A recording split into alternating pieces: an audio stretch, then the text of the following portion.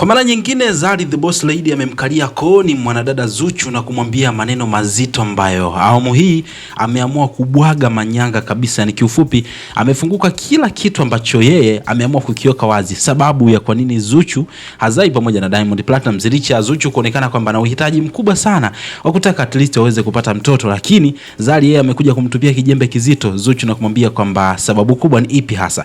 Imekuwa ni kama vile kejeli fulani hivi ambayo Zari ameweza kumwambia Zuchu, lakini yote kwa yote takusomea hapa. Ameandika kupitia ukurasa wake wa Snapchat akiwa ameposti picha ya Diamond, alafu caption yake ndo akaweka hiyo caption ya kimtego fulani ambao hata mwenyewe nikikusomea hapa utajua moja kwa moja ilikuwa inaenda kwa Zuchu. Tuanze moja kwa moja mwanzo mpaka mwisho hii video kupata kufahamu kwa wote juu ya kile ambacho Zari ameweza kukiandika hapa. Lakini muhimu zaidi, naomba nikukumbushe mda wangu, in case ulikuwa bado hujasubscribe, basi unakosa taarifa nyingi sana na uhondo kwa kiwango kikubwa zaidi. Kwa cha kufanya, tumia sekunde moja, bonyeza neno subscribe hapo chini hii video. Baada hapo like video, kisha kwenye sehemu ya comment utakuja kuniachia maoni yako. Lakini katika hili mimi kiukweli simsupport kabisa Zari, kwa sababu hata kama mtu mpendi, lakini uwezo kumwambia katika namna ambavyo yeye ameweza kumchana Zuchu katika huu ujumbe hapa. So ngoja nikusomee hapa kila ambacho Zari yeye ameweza kukiandika.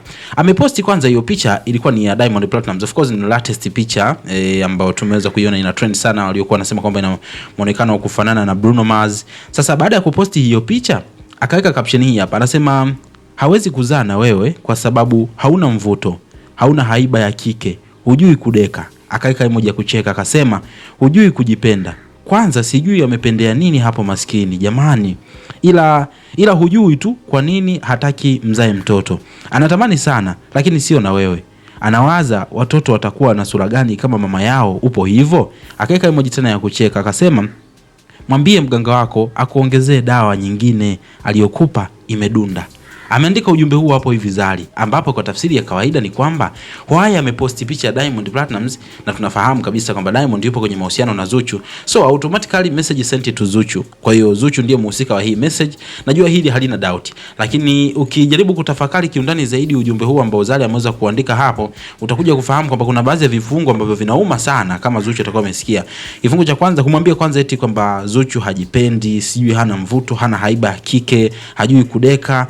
Yote ni namna fulani hivi kumkejeli mwanamke mwenzie ambaye sijui kwanza kayajuaje haya yote, ile hali mambo mengine waga ni watu wawili, Diamond pamoja na Zuchu. Anasema kwamba hajui kujipenda, lakini pia anasema anashindwa kuelewa nini ambacho kimefanya Diamond akampenda Zuchu. Imagine.